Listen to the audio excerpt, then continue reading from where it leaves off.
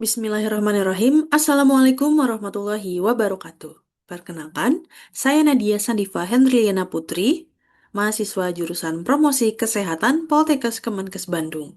Pada kesempatan kali ini, saya akan memaparkan hasil penelitian skripsi saya yang berjudul Pengembangan Media Majalah Edukasi Aktivitas Fisik pada Pasien Prolanis sebagai Strategi Pengendalian Diabetes Mellitus Tipe 2.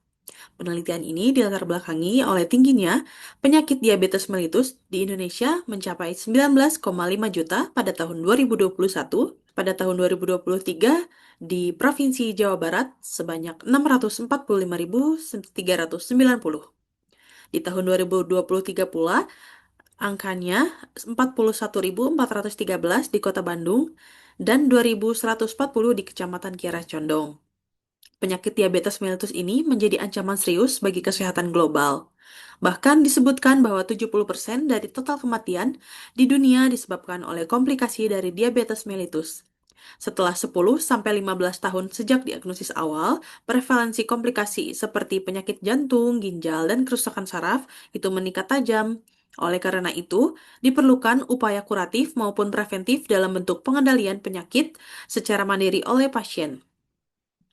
Untuk sasarannya sendiri, yaitu pasien prolanis Puskesmas Babakan Surabaya, Kecamatan Kiara Condong. Pada studi pendahuluannya, yaitu diketahui bahwa edukasi dalam kegiatan prolanis belum sepenuhnya mendapatkan materi aktivitas fisik secara optimal. Berdasarkan informasi dari tenaga promosi kesehatan dan koordinator prolanisnya sendiri, pasien prolanis ini sangat membutuhkan media yang mudah dipahami, visual, dan aplikatif. Salah satu solusi yang dipertimbangkan adalah pengembangan media cetak, yaitu berupa majalah. Karena memiliki kelebihan seperti keterbacaannya tinggi untuk lansia, dapat disimpan dan dibaca berulang kali, serta tidak membutuhkan akses digital dan akses internet. Pada penelitian ini, saya menggunakan model pengembangan 4D yang terdiri dari define, design, develop, dan dissemination. Yang pertama, pada define, yaitu saya melakukan wawancara kepada 5 pasien prolanis. Dari hasil wawancara tersebut, diperoleh kebutuhan sasaran atau pasien prolanis mengenai media majalah edukasi aktivitas fisik. Untuk desainnya sendiri, yaitu merancang media yang akan dikembangkan berdasarkan hasil analisis kebutuhan untuk digunakan oleh kelompok sasaran.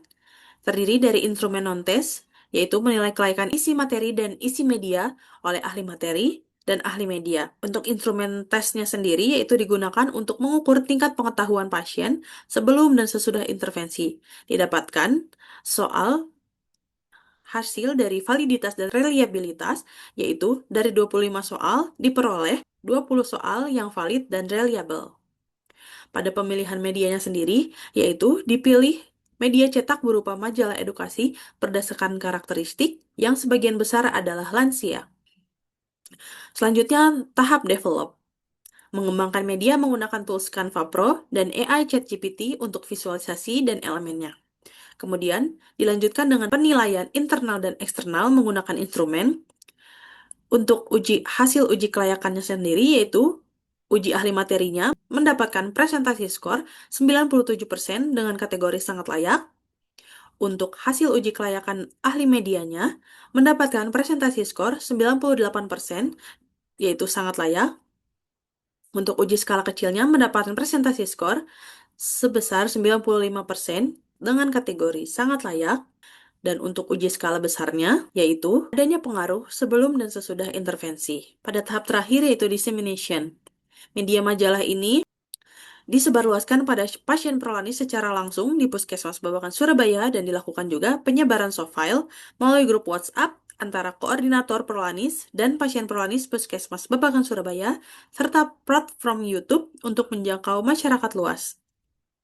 Pada pengembangan media majalah edukasi ini, berhasil menjawab kebutuhan pasien prolanis dalam memahami pentingnya aktivitas fisik sebagai bagian dari pengendalian diabetes mellitus tipe 2.